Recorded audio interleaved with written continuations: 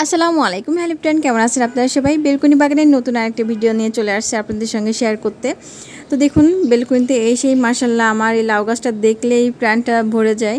এত সুন্দর একটি গাছ মাশাল্লাহ, যেটা এক মাসের ভিতরেই এত সুন্দর হয়ে গেছে। জাস্ট ছোট্ট একটি চারা এনে রোপণ করা হয়েছিল ছোটো একটি টবের ভিতর, আর সেইখান থেকে দেখুন সেই চারাটাই মাশাল্লাহ কত সুন্দর বড় একটি গাছ হয়েছে। আর এই গাছটা হচ্ছে এই মানে লাউ গাছটা চারাটা আমার হাজব্যান্ড কিনে এনে দিছিল। ও হচ্ছে লাউ শাকটা খুব পছন্দ করে। তো আমার না একটু কাটতে ইচ্ছা করে না, একটা পাতাও ছিঁড়তে ইচ্ছা করে না, মানে এত সুন্দর হয়ে থাকে।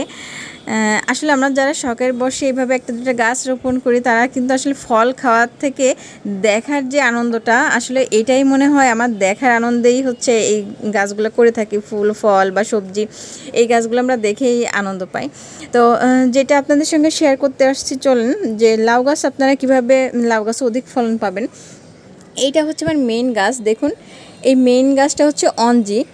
এই অঞ্জি শাখাটা যখন এত দূর পর্যন্ত উঠে গেছে, 12-13 পাতা পর্যন্ত চলে আসছে, তখন হচ্ছে আমি এটার মাথাটা কাটিং করে দিয়েছিলাম।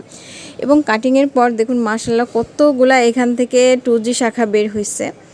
এবং দেখুন, আমি 2 দিন আগে এই 2G মাথাটা এখান থেকে, যে শাখাটার মাথাটা কেটে দিয়েছি, যে এই একটা দেখুন, এইখানে একটা, এই যে 2G শাখার মাথাটা এটা কেটে দিয়েছি এবং এইটা এখান থেকে কেটে দিয়েছি।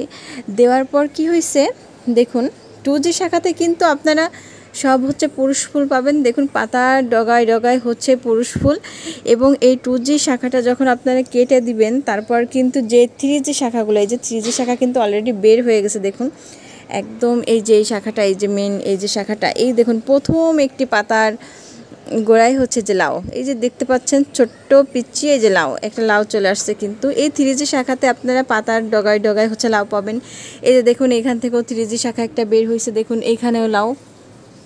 এই যে ছোট্ট একটি স্ত্রী ফুল, এই যে গোড়ায় হচ্ছে লাউ নিয়ে যেই ফুলটা বের হয়, ওটা হচ্ছে স্ত্রী ফুল। দেখুন লাউ কিন্তু, যেটা স্ত্রী ফুল আপনারা চিনতে পারবেন যে ওটা ফুলের গোড়ার দিকে কিন্তু লাউ থাকবে। দেখুন আমি বেশি করে দেখাতে যাচ্ছি না, তাহলে ছিঁড়ে যাবে। এইগুলা যেহেতু একদিন আগেই বের হয়েছে, ডগাগুলো কিন্তু খুবই কচি। দেখুন এইখানেও একটি লাউ আছে, এটার গোড়ায় হচ্ছে লাউ আছে, এটাও 3G শাখা।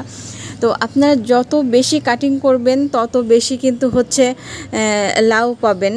যত বেশি 1G 2G 3Gর পর থেকে কিন্তু 3G শাখা থেকে লাউ আসা শুরু করবে।